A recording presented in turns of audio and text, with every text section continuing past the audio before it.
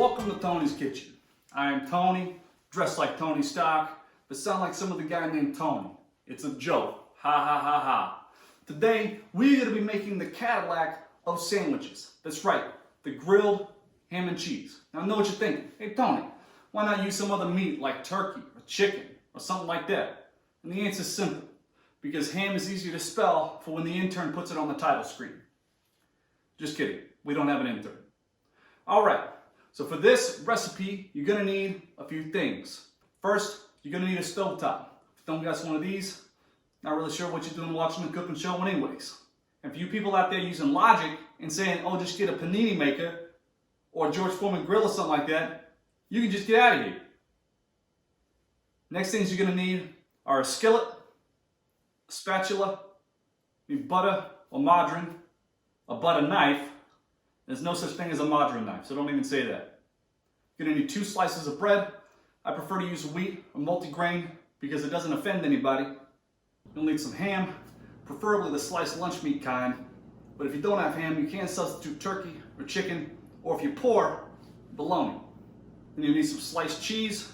And normally I would recommend shredded cheese for this type of recipe, but since we don't have an intern, we're pretty much just using whatever's left in our fridge. Okay, let's go ahead and get started. This is probably one of the more complicated recipes we've tackled so far, so if you need to rewind, don't feel bad. Alright, first, you're going to want to put your skillet on a low to medium heat. And while that's heating up, go ahead and take your bread and your butter and start buttering one side of each slice of bread. You don't need to butter both sides, and I'll show you why here in a minute. Also, make sure that you leave the butter side up when you set it on the plate. If you don't do that, you'll literally ruin everything. Also, I highly recommend warming up the butter before you try to spread it. All right, once those are buttered, go ahead and set them aside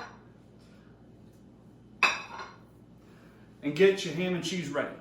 All right, so once your skillet is warmed up, go ahead and take 1 slice of bread and place the buttered side down on your skillet. If you don't remember which side is buttered, you should probably just order takeout and never step foot in the kitchen again. All right, once you get your first slice of bread down, then go ahead and take your slice of cheese and place it on the bread. We put the cheese on first because it's more prone to melting. That way it can epoxy the rest of the contents of the sandwich together because we are gonna have to flip it, all right?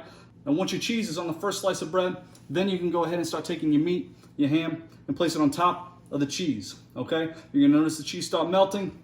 That's good, that's what we want. Finally, take the second slice of bread and place it buttered side up on top of all the contents of your sandwich. All right, now that your sandwich is assembled on the skillet, you can wait a couple minutes, maybe not even that, and let the bottom cook.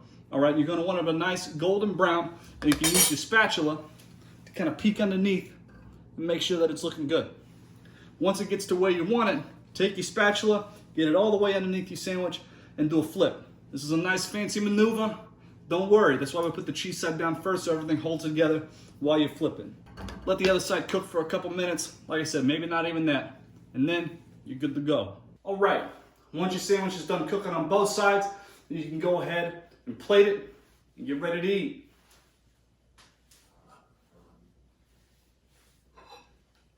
Just as with the cheese quesadilla, pretty easy. Just take it and then slide it right off the skillet. Boom. It's so simple. And for this sandwich, I like to cut it. You can use a butter knife for this. You don't need anything fancy. And as with all my sandwiches, I like to cut it diagonally.